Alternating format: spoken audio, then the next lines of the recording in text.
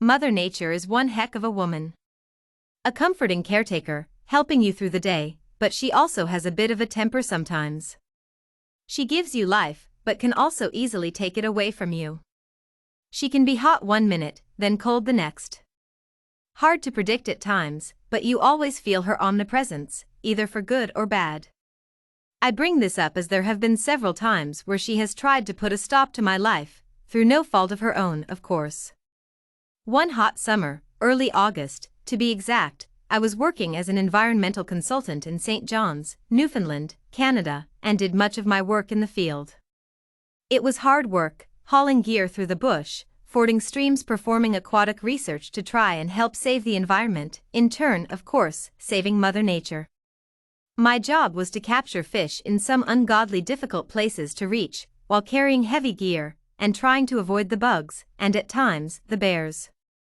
Newfoundland usually has quite a moderate temperature, but in summer, it can get pretty hot though. There's an old saying that you can experience all 4 seasons in a day. I can vouch for that, as I have been in 30°C weather while watching icebergs float by. A misstep anywhere outside civilization there can lead to disastrous consequences. The real story starts here. My job charged me with flying up north, way up north, to a remote town only accessible by helicopter. I led a crew into the bush to do fish surveys and tracking them in a river downstream of a proposed mine. We had to make sure the effluent would not disturb the nesting grounds of an endangered salmon species.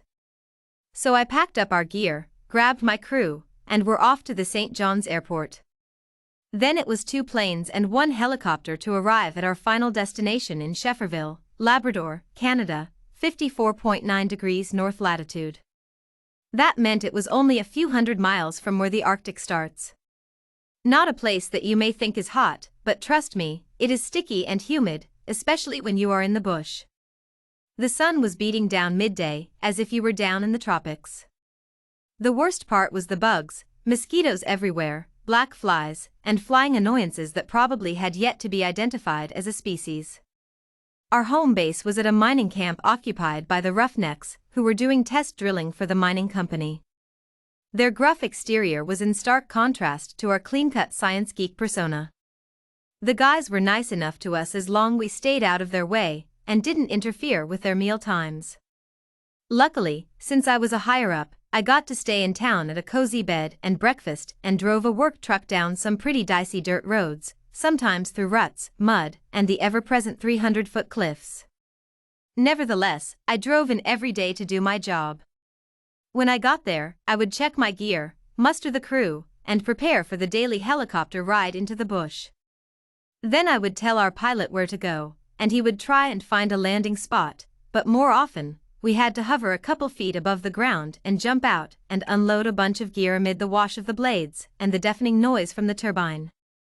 It was pretty exciting. When the area was clear, we would duck down, and I would hold a thumbs up, then he would take off with whir and be gone.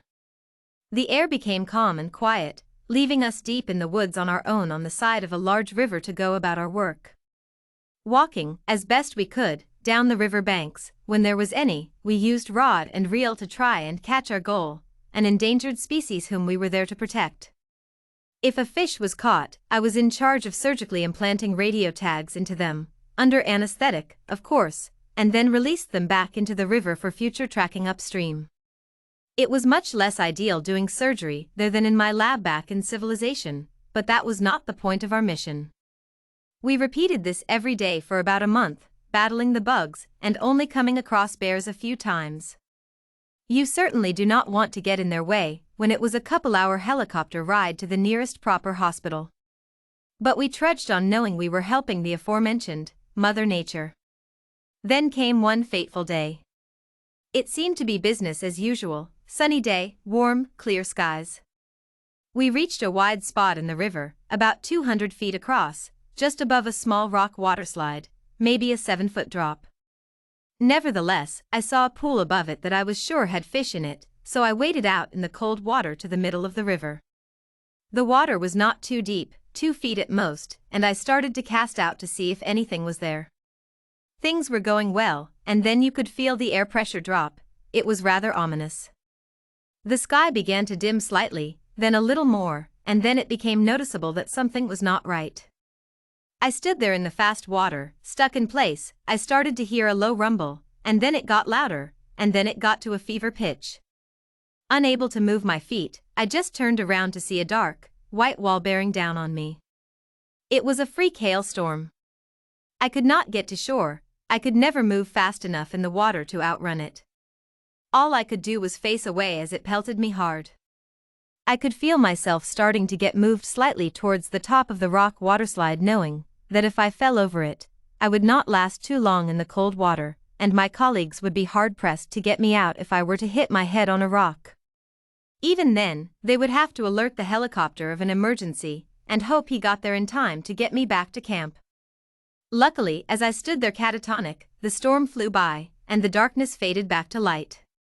The air got warmer, along with my faith in myself for standing up with what Mother Nature was throwing at me.